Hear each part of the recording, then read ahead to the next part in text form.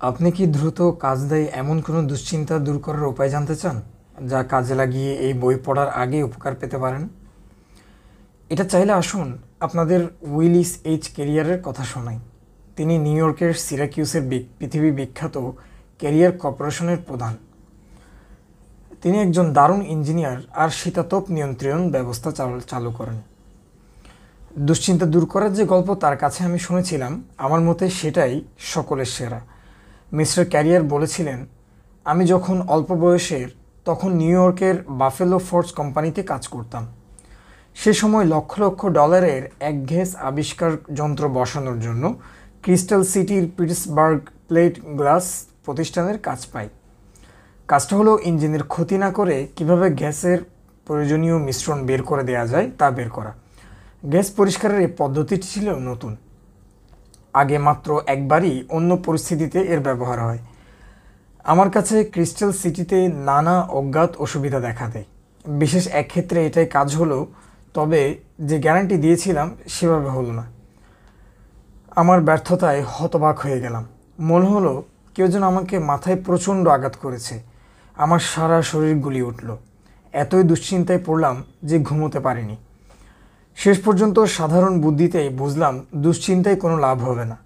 তাই ভাবতে লাগলাম দুশ্চিন্তা ত্যাগ করে কিভাবে সমস্যার সমাধান করব। তাতে দারুণ কাজ হলো। আমি আমার এই দুশ্চিন্তাবিহীন কৌশল গত 30 বছর কাজে লাগিয়ে আসছি।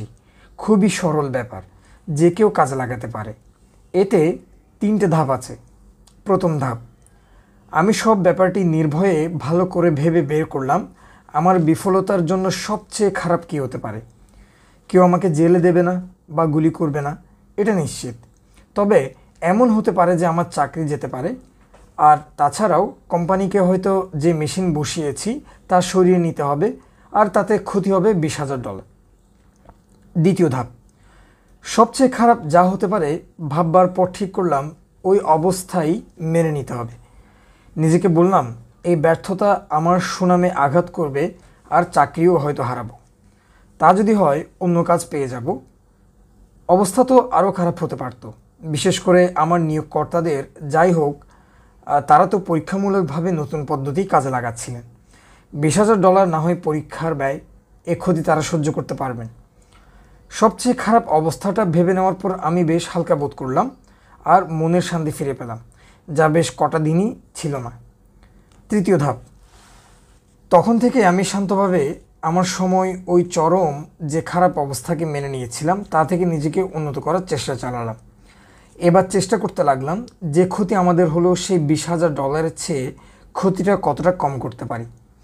নানা রকম পরীক্ষা চালানোর পর দেখলাম আমার প্রতিষ্ঠান যদি আর $5,000 বাড়তি যন্ত্রপাতির জন্য খরচ করে তাহলে সমস্যা মিটে যায়। আমরা তাই করলাম আর $15,000 বাঁচাতে সক্ষম হলাম।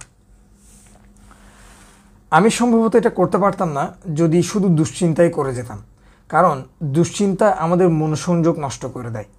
আমরা যখন দুশ্চিন্তা করি তখন আমাদের মন এখানে ওখানে লাফ মেরে চলে আর আমরা মনস্থির করার শক্তি হারিয়ে ফেলি।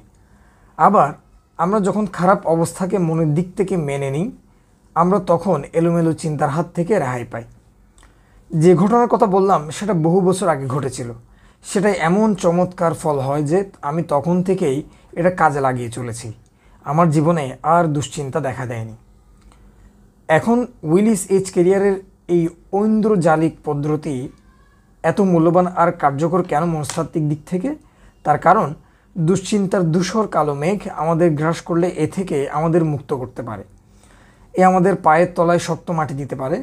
আমরা কোথায় তা জানতে পারি। আমাদের পায়ের তলায় মাটি না থাকলে সমস্যার সমাধান করব কী করে? ব্যবহারিক মনোবিজ্ঞানের অধ্যাপক উইলিয়াম জেমস বহুদিন আগে মারা গেছেন। আজ তিনি বেঁচে থাকলে এবং এই নিয়মটির কথা শুনলে অবশ্যই সমর্থন করতেন। এ কথা কীভাবে জানলাম? কারণ তিনি তার ছাত্রদের বলেছিলেন, যা ঘটে গেছে তাকে মেনে নাও, কারণ যা ঘটে গেছে তাকে মেনে নিলে তবেই দুর্ভাগ্য অতিক্রম করা যায়।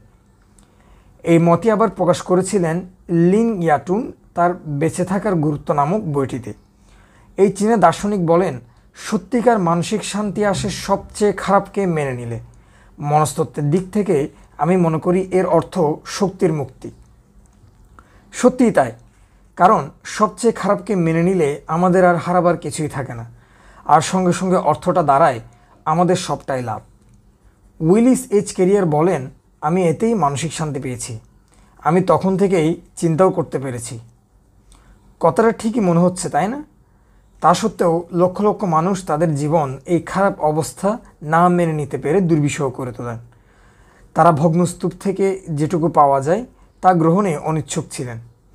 আপন ভাগ্যকে নতুনভাবে যা তৈরি করে তারা অভিজ্ঞতার সঙ্গে তীব্র লড়াই করেছেন আর পরিণতিতে অবসাদে আক্রান্ত হন।